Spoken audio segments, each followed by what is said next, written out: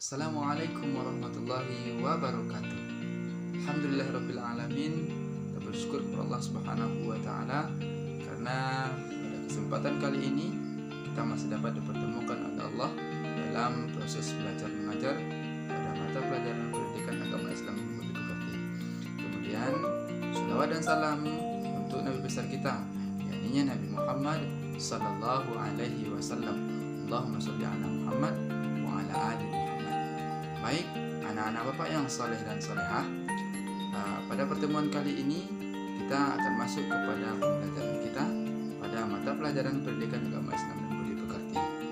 Untuk itu, sebelum kita mulai pembelajaran, mari sama-sama kita baca doa sebelum belajar. Bismillahirrahmanirrahim. Rabbi zidni ilma warzuqni fahma.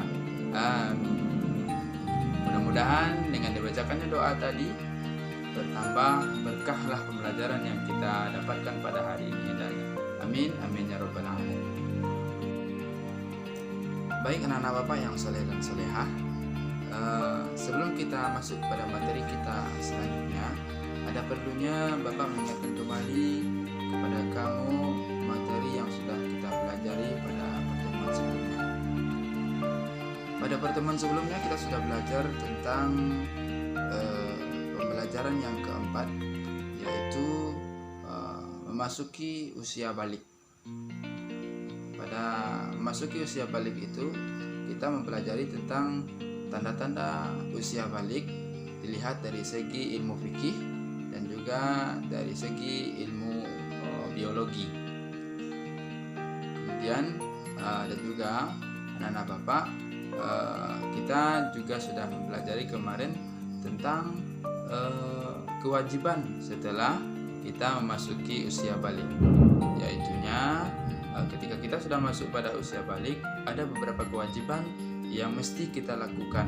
Di antaranya yaitu sholat 5 waktu sehari semalam, kemudian menutup aurat, dan juga mencari ilmu atau menuntut ilmu. Nah, itulah materi yang sudah kita pelajari pada pertemuan sebelumnya.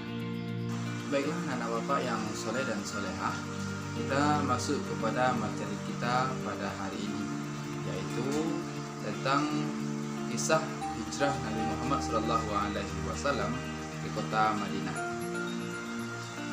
Adapun yang menjadi tujuan pembelajaran kita pada hari ini adalah, setelah anak-anak Bapak menyimak materi pada hari ini, Bapak mengharapkan anak-anak Bapak dapat menyebutkan sebab-sebab hijrahnya Nabi Muhammad SAW di kota Madinah. Yang kedua, anak-anak Bapak dapat mengetahui kisah hijrahnya Nabi Muhammad SAW di kota Madinah.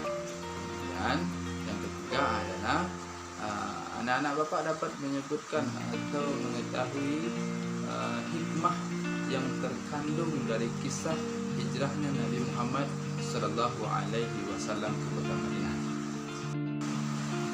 Kisah hijrahnya Nabi Muhammad SAW, yang pertama kita masuk kepada poinnya, yaitu penyebab hijrahnya Nabi Muhammad SAW ke kota Madinah.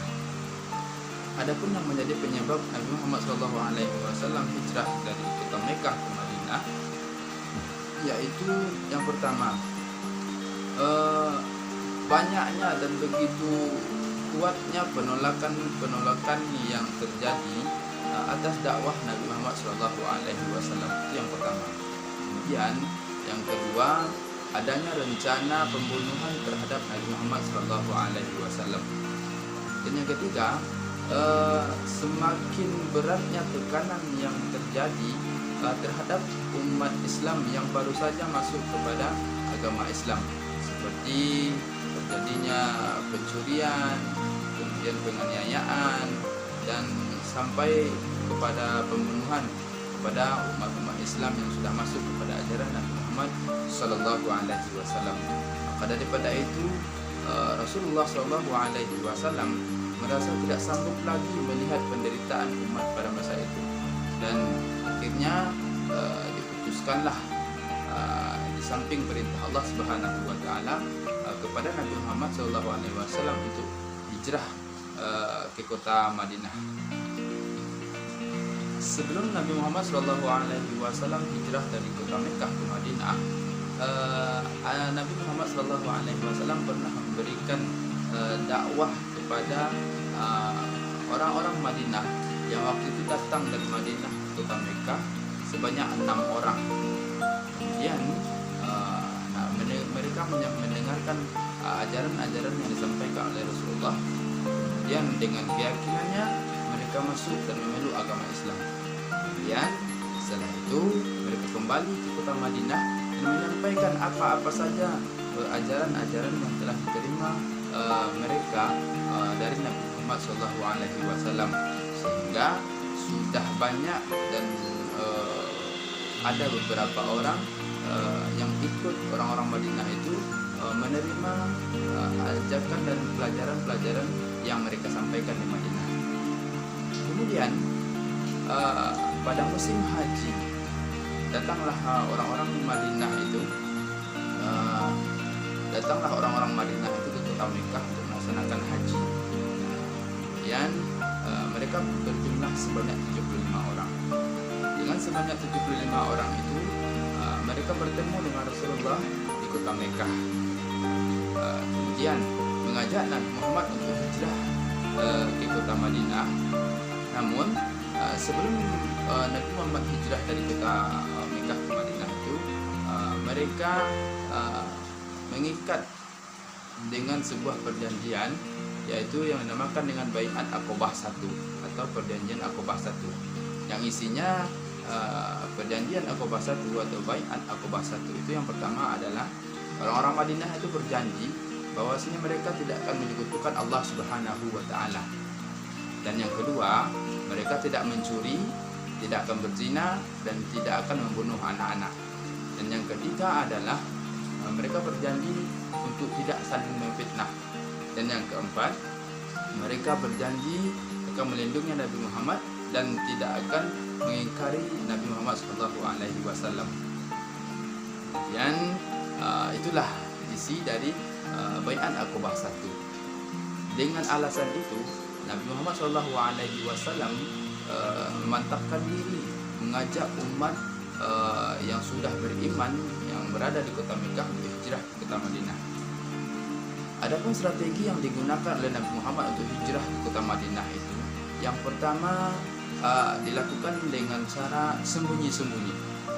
Karena jikalau terang-terangan, maka otomatis orang-orang kafir Quraisy pada masa itu akan mencegat mereka untuk hijrah ke kota Madinah. Kemudian yang kedua yaitu secara bertahap, yaitu Nabi Muhammad SAW menyuruh para sahabat yang sudah beriman untuk lebih dahulu pergi ke kota Madinah, sementara Nabi Muhammad tinggal di kota Mekah sambil menunggu keadaan lebih baik lagi. Kemudian mereka itu berjumlah Nabi Muhammad, Abu Bakar As-Siddiq dan Ali bin Abi Thalib itu yang menyusul kemudian yang terakhir itu pergi hijrah ke kota Madinah. Baiklah anak-anak Bapak yang soleh dan solehah, setelah kejadian itu, perjalanan Nabi Muhammad SAW mereka lakukan hijrah itu secara sembunyi-sembunyi. Hanya satu orang yang berani untuk hijrah ke kota Madinah itu secara terang-terangan, yaitu Umar bin Khattab. Umar bin Khattab ini dikenal dengan singanya padang pasir, orang yang paling berbahaya dan orang yang paling berani. Maka sebelum ia hijrah ke kota Madinah, ia sempatkan dia bertawaf dulu di mengelilingi Ka'bah.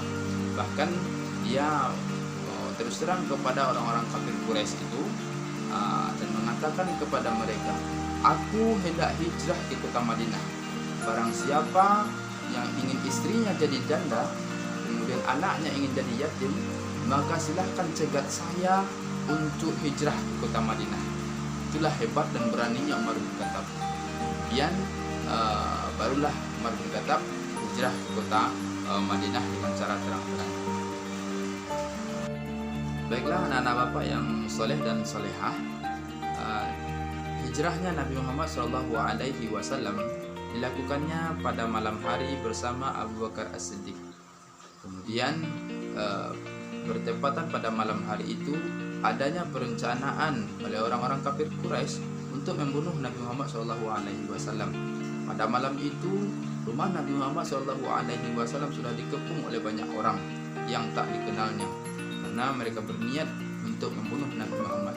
Seketika Nabi Muhammad SAW menyuruh Ali bin Abi Thalib untuk menggantikan dia tidur di tempat tidurnya.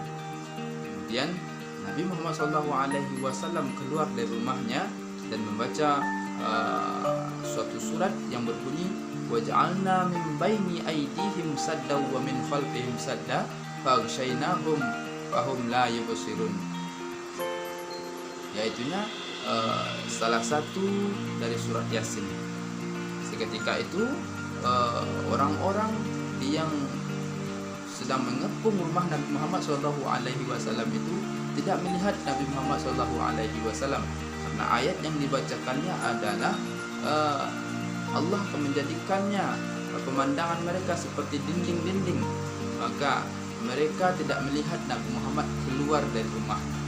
Nabi Muhammad keluar, kemudian setelah Nabi Muhammad jauh dari tempat di rumahnya, maka seketika mereka sadar bahwasanya mereka tertidur seketika itu. Kemudian mereka masuk ke dalam rumah Nabi Muhammad SAW dan melihat baru saja mereka hendak membunuh Nabi Muhammad SAW, dibukalah selimut Nabi Muhammad itu. Namun apa yang terjadi? Mereka tidak menemukan Nabi Muhammad melainkan Ali bin Abi Thalib. Kemudian orang-orang yang hendak membunuh Nabi Muhammad itu merasa kecewa dan pergi mengejar Nabi Muhammad SAW. Sampai pada akhirnya Nabi Muhammad SAW pada perjalanan hijrahnya itu bersama Abu Bakar As-Siddiq bersembunyi di sebuah gua yang bernama Gua Sur. Dan dalam Gua Sur itu, di sanalah dilihat ketabahan dan kesabaran dan kesetiaan Abu Bakar As-Siddiq kepada Nabi Muhammad SAW.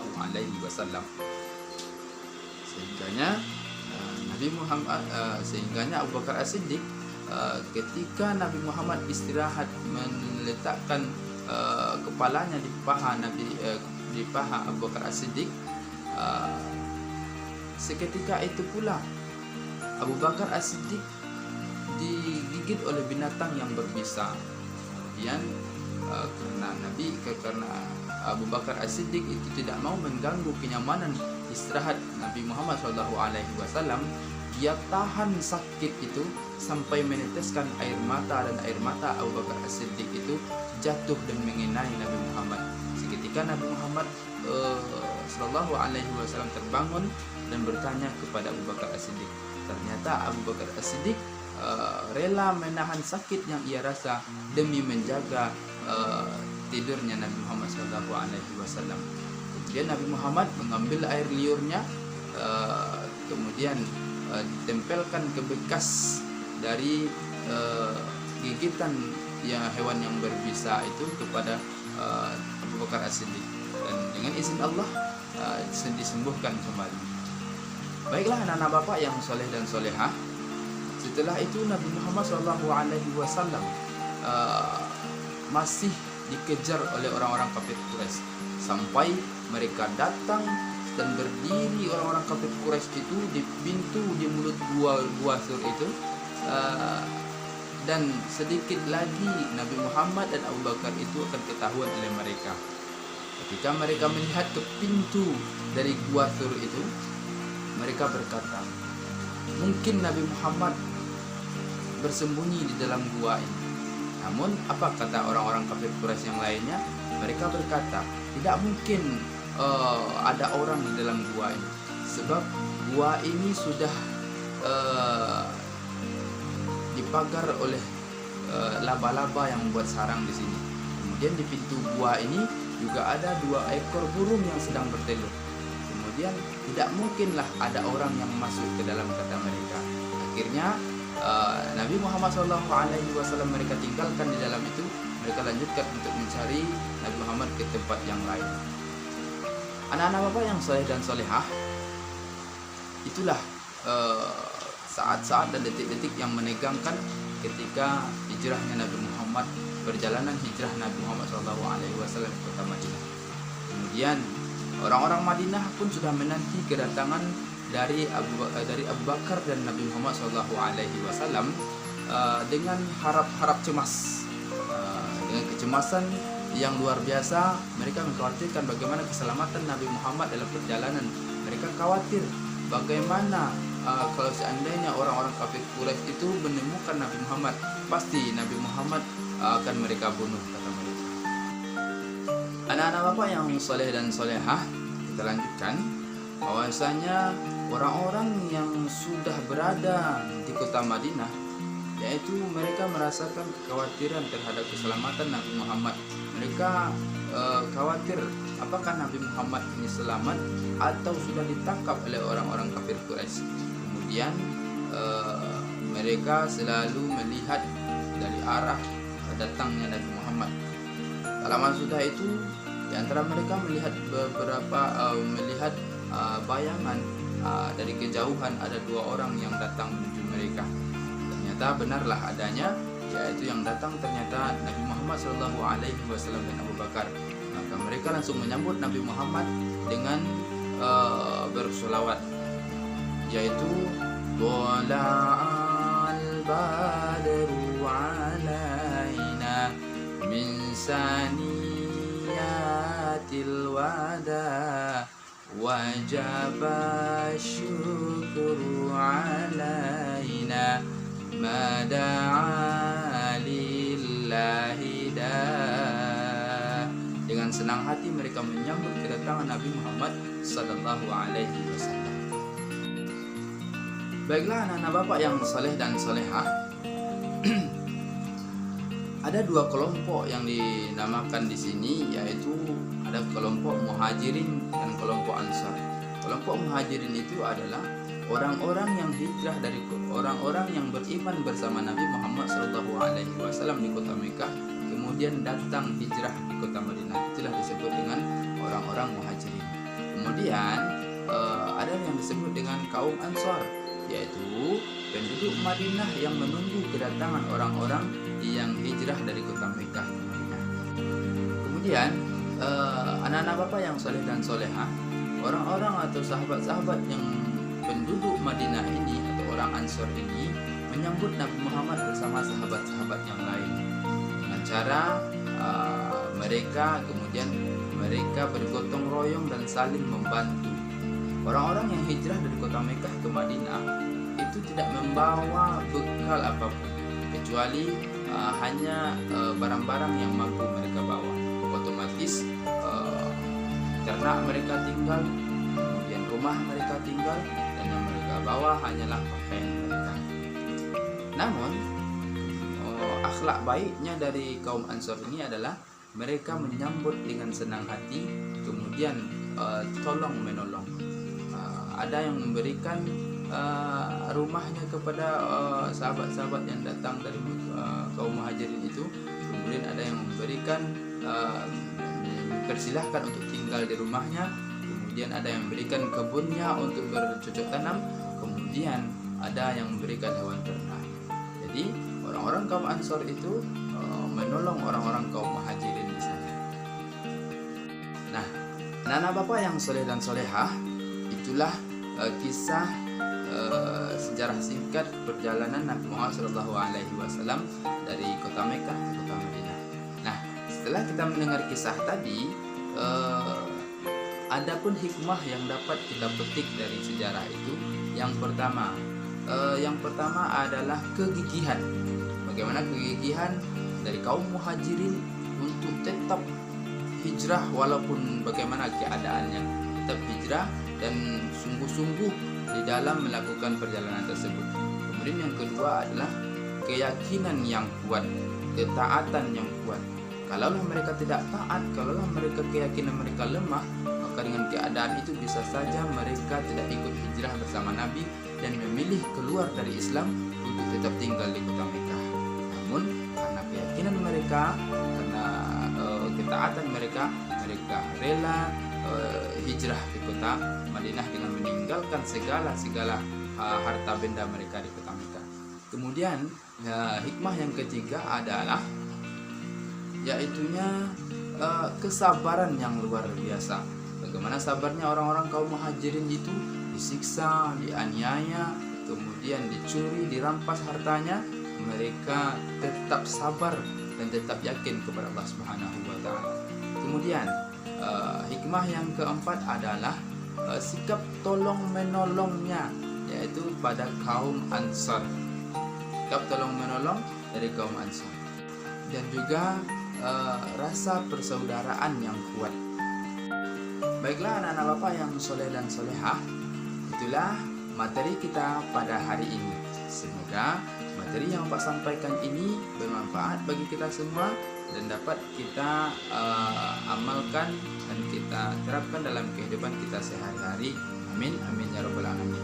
Baiklah anak-anak Bapak semuanya, kita akhiri sebagai kesimpulan pada materi kita pada hari ini adalah yang pertama, sebab hijrahnya Nabi Muhammad SAW itu adalah adanya ancaman pembunuhan kepada Nabi Muhammad. Yang kedua, begitu beratnya tekanan yang dirasakan oleh umat Islam. Kemudian yang ketiga adalah semakin kerasnya penolakan terhadap dakwahnya Nabi Muhammad Sallallahu Alaihi Wasallam. Itu penyebabnya. Kemudian kisah hijrahnya Nabi Muhammad itu sebagaimana yang sudah aku sampaikan tadi, begitu beratnya cobaan untuk hijrah dari kota Mekah ke Madinah, sehingga Nabi Muhammad menggunakan strategi hijrah itu supaya tidak diketahui oleh orang kafir Quraisy dengan cara yaitu hijrah dengan keadaan sembunyi-sembunyi dan bertahap. Kemudian anak bapak yang soleh dan solehah, hikmahnya adalah yang pertama kegigihan, kemudian yang kedua ketaatan kepada Allah Subhanahu wa taala, dan yang ketiga adalah kesabaran yang dimiliki oleh umat Nabi Muhammad ataupun orang-orang kaum Muhajirin, dan juga yang keempat adalah sikap tolong menolong yang dicontohkan oleh orang-orang kaum Ansar. Kemudian yang kelima adalah rasa persaudaraan yang kuat. Baiklah anak bapak yang soleh dan solehah, itulah kesimpulan kita pada hari ini. Semoga pembelajaran kita mudah dimengerti. Kita tutup pembelajaran kita pada hari ini dengan mengucapkan hamdalah, alhamdulillahirabbil alamin. Kita tutup dengan assalamualaikum warahmatullahi wabarakatuh.